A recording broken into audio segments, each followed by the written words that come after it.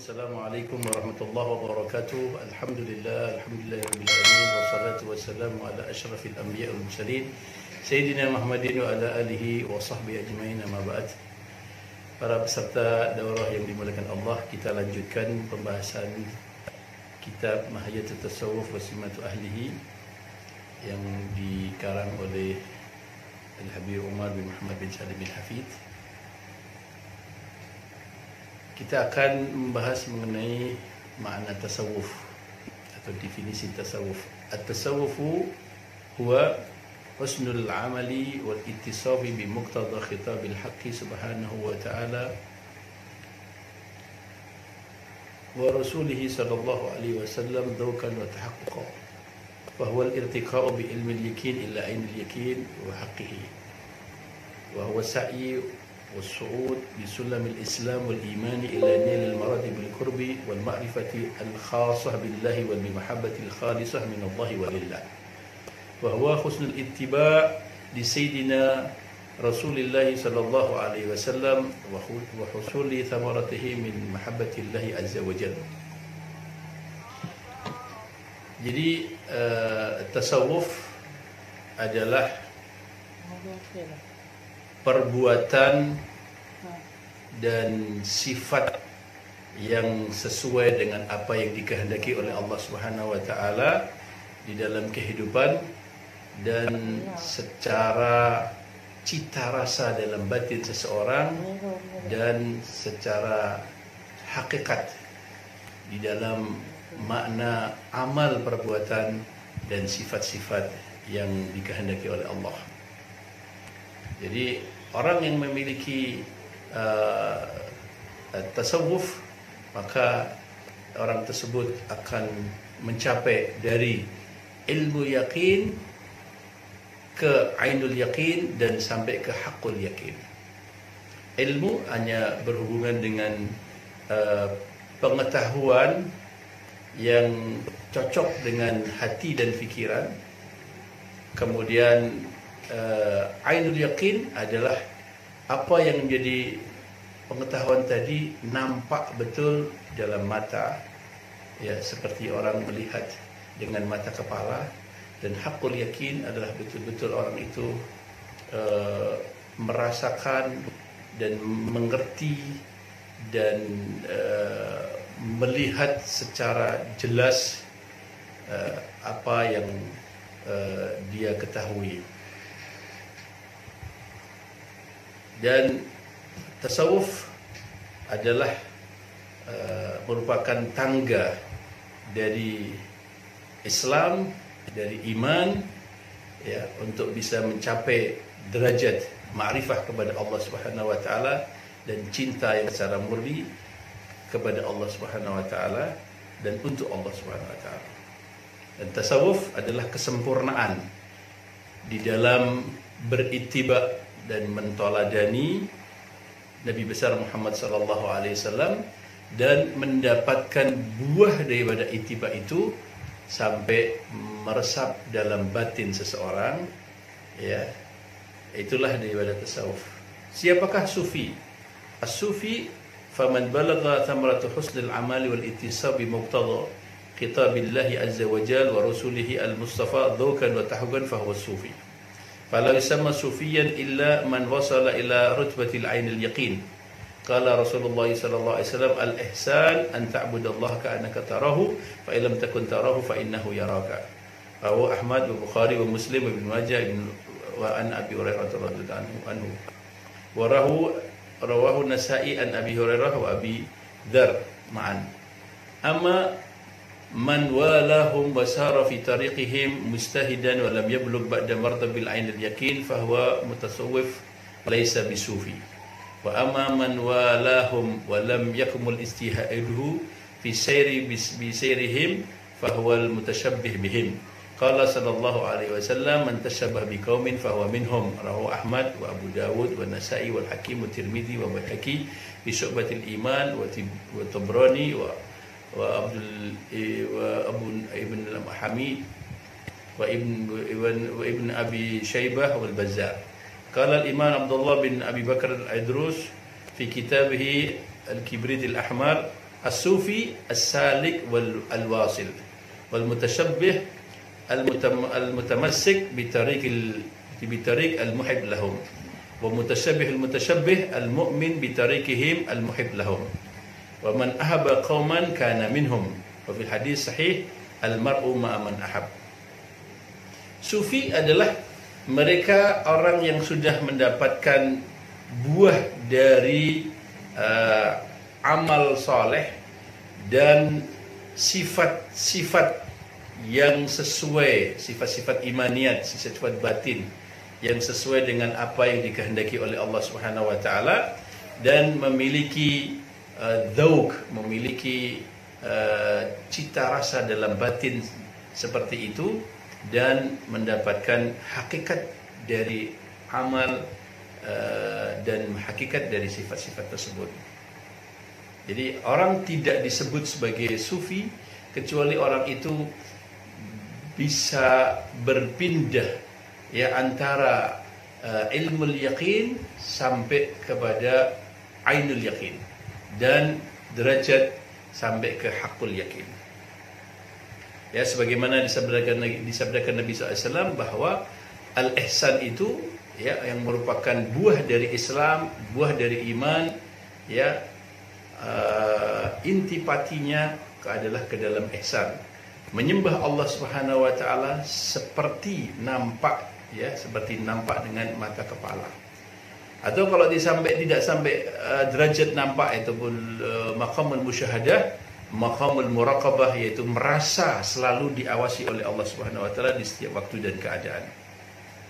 Adapun orang yang dia belum mencapai kepada derajat ainul yaqin dan haqqul yaqin, tapi orang tersebut secara sungguh-sungguh ya mengikuti jalan mereka, mencintai mereka, dan belum mencapai derajat kepada ainul yaqin, maka mereka disebut sebagai mutasawwif, ya, belum sebagai sufi. Adapun orang yang dia mencintai para sufi, ya, tapi belum memiliki ijtihad, kesungguhan yang mantap di dalam perjalanan hidupnya mengikuti beliau-beliau itu, maka disebut sebagai orang yang mutasyabbih, artinya menyerupai mereka, menyerupai. Tapi orang yang menyerupai beliau-beliau tersebut, maka mereka akan digolongkan nanti di akhirat menjadi golongan beliau. Karena disebut Nabi SAW bahwa siapa yang mengikuti atau menyerupai sifat-sifat dan perbuatan walaupun belum tahagguk, fahuwa minhum, maka akan digolongkan dari golongan mereka.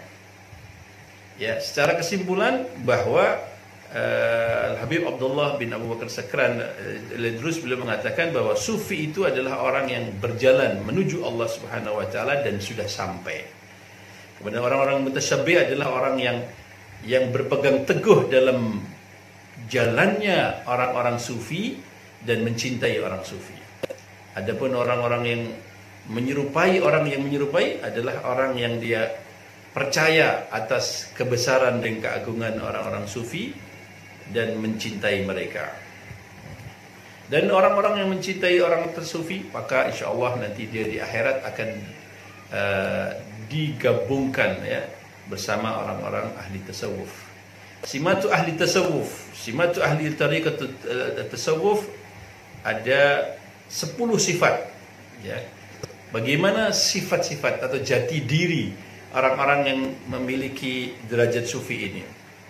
Yang pertama adalah al-ilmu bil kitab wa sunnah, wa dzalika aslu tasawuf id bidunihi la yumkinu qat'an husnul amali wal ittisab bi muqtada khitab billahi wa rasulihi, bal la yumkinu mujarrad al amal wal ittisab fadlan an yatima ya ihsanuhu, fadlan an yatima dhawquhu aw tahaggub bihi, fa hasbuka annahu la yumkinu an yujadu fi waqi'il ummah al yawma sanadun sahihun muttasilun li qira'at min al qira'atil Qur'anil Karim wala li tafsir ahadin min as-sahaba wa tabi'in wala li kitab min kutub at-tafsir والمعتبرة المشهورة من القرن الثالث الهجري فما بعده، ولا لحديث من أحاديث رسول الله صلى الله عليه وسلم أو لكتاب من كتب السنن المعتبرة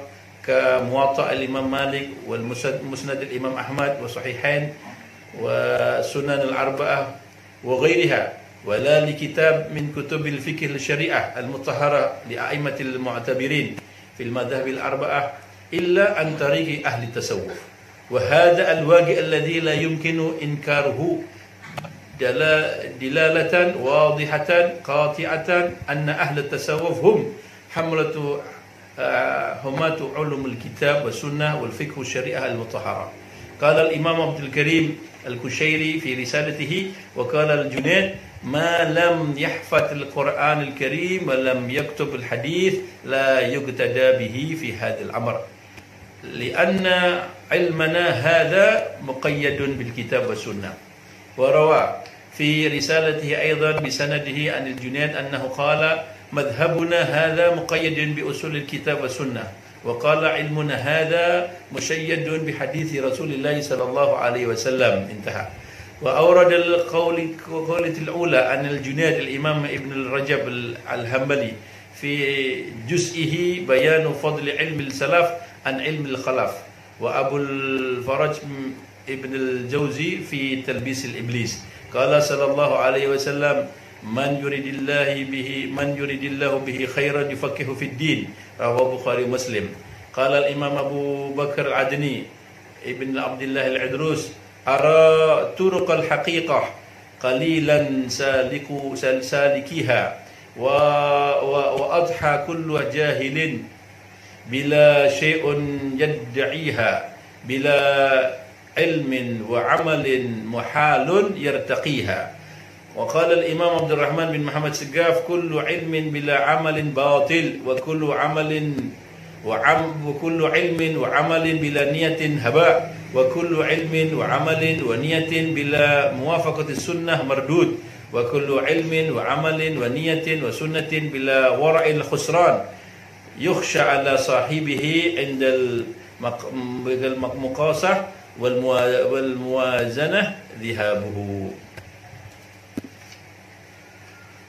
Adapun sifat yang pertama, jati diri yang pertama bagi ahli tasawuf adalah mereka adalah orang-orang yang memiliki ilmu yang dalam atas ilmu sunnah dan ilmu Al-Quran, ilmu kitab yaitu Al-Quran dan ilmu sunnah Nabi SAW. Maka kita lihat tidak ada sanad keilmuan dari disiplin ilmu agama kecuali melalui beliau-beliau tersebut. Baik di dalam ilmu tafsir Al-Quran, di dalam ilmu qiraatul Quran, ya, qiraatul sab'ah, qiraatul ashirah, demikian juga dalam ilmu hadis, dalam ilmu fiqih, ilmu usul fiqih, ya, ilmu-ilmu yang ada di dalam syariat Islam secara keseluruhannya pasti sanadnya melalui beliau-beliau ahli tasawuf tersebut, menunjukkan bahwa ahli tasawuf mereka adalah orang-orang yang penjaga syariat, pembawa ilmu-ilmu agama yang mantap. Maka tidaklah mungkin orang akan bisa mencapai derajat sufi yang sejati dan memiliki jati diri sebagai ahli tasawuf kecuali mereka adalah orang yang ahlul ilmi, ahlul ilmu kitab wa ahlul ilmi sunnah. Bahkan Imam Al-Junaid Al-Baghdadi bila mengatakan bahwa siapa yang tidak hafal Al-Quran dan tidak juga ahli hadis, artinya menulis hadis, artinya mereka adalah orang-orang yang menghafal hadis, maka mereka tidak akan menjadi imam, tidak akan menjadi orang-orang yang diteladani di dalam ilmu tasawuf ini. Karena ilmu, kata Junaid, bahwa tasawuf ini sangat terikat sekali dengan kitab dan sunnah. Ya, maka ahli tasawuf adalah ahli ilm, ya, sunnah dan ahli ilmu kitab. Sebagaimana Rasulullah SAW bersabda bahwa siapa yang dikehendaki oleh Allah Subhanahu Wa Taala kebaikan, maka orang itu akan difahamkan agama. Ya. disebut bahwa Imam Abu Bakar Ad-Dini tidaklah mungkin orang akan mendapatkan daripada tahagguk kepada tasawuf kalau dia tanpa ilmu, tanpa amal, mustahil akan mendapatkan derajat tersebut. Kemudian sifat yang ketiga, ihtimamuhum bil qulub wa sifatiha wa a'maliha wa tazyiniha lil haqq subhanahu wa ta'ala li'annaha محل النظر وذلك مقتضى الإحسان. قال رسول الله صلى الله عليه وسلم الإحسان أن تعبد الله كأنك تراه فإن لم تكن تراه فإنه يراك. رواه أحمد والبخاري ومسلم وابن ماجه عن أبي هريرة ورواه النسائي عن أبي هريرة وأبي ذر معا ورواه مسلم وأبو داود والترمذي وقال حسن الصحيح والنسائي عن عمر. والإحسان هو المفوض إلى المعرفة الخاصة. قال رسول الله صلى الله عليه وسلم إن الله لا ينظر إلى صوركم وأموالكم ولكن إنما ينظر إلى قلوبكم وأعمالكم. رواه أحمد ومسلم وابن ماجه وابن حبان والبيهقي والديلمي. قال إمام الغزالي في كتاب المنقذ من الضلال وعلم أن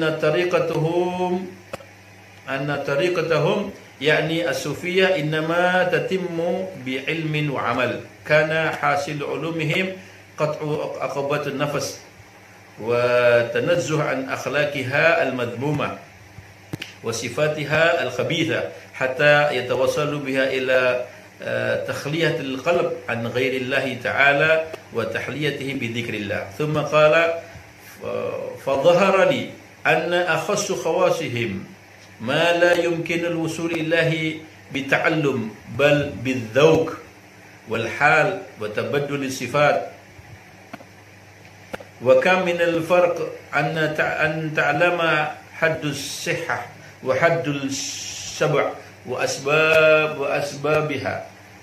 وأسبابهما وشروطهما وبين أن تكون صحيحا شبعانا وطبيب في حالة المرض يعرف حد الصحة وأسبابها وأدويتها وهو فاقد الصحة فعلمت اليقين أنهم أرباب الأحوال لا أصحاب الأقوال. ثم قال فماذا يقول القائلون في طريق طهارتها وهي أن أول شروطها تطهير القلب بالكلية عما سوى الله تعالى ومفتاحها الجاري منها مجرى التحريم من الصلاة الاستغراق القلب بالكلية بذكر الله وآخرها الفناء بكلية في الله وهذا آخرها بالإضافة إلى ما يكاد ويدخل تحت الاختيار والكسب من أوائلها وهي علم التحقيق أول الطريقة وما قبل ذلك كدهليز لسالك إليه. وفي تقرير أن مطبح نظرهم إلى محل نظرهم إلى قلوب وحقائق دون المظاهر والصور. قال إمام أبو بكر الديني ابن عبد الله العدروس تظن سماء الجفوف أو إن التصوف لباسك للصوف أو الوجد هو التصديق فلا يعتقد ذلك إلا السخيف. سماء الرجال شهود الوحال وبحقيق اليقين والنفي المحال والشوق والذوق للمعنى الجمال بقلب نقي وجسم العفيف.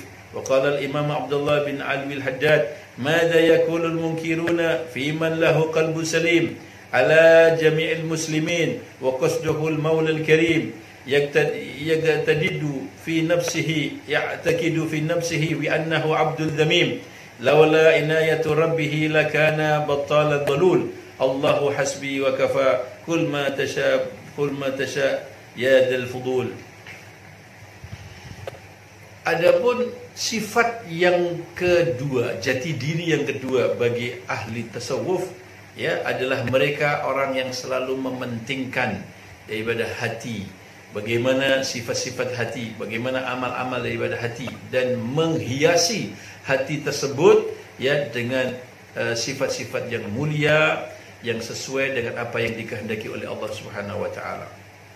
Jadi karena Allah Subhanahu wa taala tidak memandang seseorang itu dari wajahnya, dari postur tubuhnya, tapi yang menjadi ukuran adalah hatinya seseorang. Maka hati inilah tempatnya mahal nadharur rahman, tempat Allah Subhanahu wa taala mengukur diri seseorang. Maka ahli tasawuf adalah orang yang sangat memperhatikan bagaimana kesucian hati ini. Hati ini pertama takhliyah, yaitu dibersihkan dari sifat-sifat madmumah, iri, dengki, sombong, takabur, riya, suudzon, cinta dunia, cinta kehormatan, cinta pujian, ya, digantikan dengan sifat-sifat mulia, ikhlas, sidik, jujur, amanah, husnudzan billah wa husnudzan bi ibadillah, kemudian memiliki hati yang tawadhu, memiliki hati yang mulia, yang bersih, tidak ada higid ataupun dengki kepada muslimin, suka kepada orang-orang apabila sukses dan berhasil, dan ikut bila sungkawa, sedih apabila ada orang-orang menerima musibah, hingga hatinya dipenuhi dengan zikir kepada Allah Subhanahu wa taala, selalu ingat kepada Allah Subhanahu wa taala, sampai akhirnya puncaknya kosongnya hati dari seluruh yang ada di alam semesta ini, kecuali hanya Allah Subhanahu wa taala yang ada dalam hati. Itulah ahli tasawuf. Mereka sangat perhatian, ya, sangat perhatian terhadap apa-apa yang menjadi urusan-urusan batiniah. Maka tidaklah mungkin seseorang itu akan mencapai sifat ahli tasawuf kalau mereka tidak perhatian ke dalam masalah hati ini. Al-Imam Ghazali mengatakan bahwa orang yang ahli tasawuf itu, ya, mereka adalah orang yang bukan saja cerita tentang vitamin, cerita tentang makanan yang bergizi, kemudian cerita tentang kenyang dan sehat apabila orang makan seperti itu, ya, tidak hanya cerita, tetapi mereka adalah orang yang betul-betul makan makanan yang bergizi, ya, makan yang bervitamin, dan beliau merasa kenyang. Kemudian beliau adalah orang-orang yang sehat menerima daripada makanan itu, ya, bukan hanya sekedar cerita. Kalau hanya cerita, ada makanan yang lezat, ada vitamin yang lezat, kemudian cerita tentang sehat, sedang dia sakit, maka orang ini adalah orang yang tidak faham.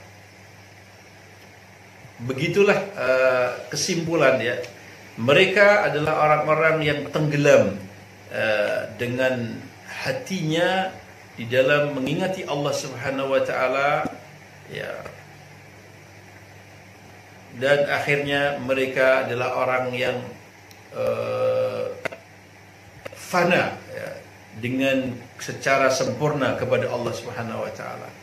Ya, lumer hatinya atau meleleh hatinya dengan keagungan Allah Subhanahu wa taala.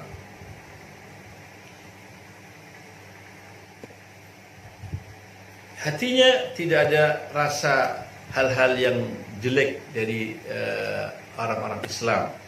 Itulah dua sifat yang kita baca pada hari ini, jati diri dari ahli tasawuf, yaitu yang pertama, mereka adalah ahlul ilmu kitab wa sunnah, dan mereka selalu sangat memperhatikan urusan batiniah, kesucian hati dari sifat-sifat yang buruk, dan menghiasi hatinya dengan sifat-sifat yang mulia. Semoga Allah Subhanahu wa taala berikan kepada kita ittiba kepada ahli tasawuf, sehingga kita akan berjaya dan selamat dunia dan akhirat. Subhanakallah bihamdi, subhanakallah bihamdika, asyhadu an la ilaha illa anta, astaghfiruka wa atubu ilaik. Assalamualaikum warahmatullahi wabarakatuh.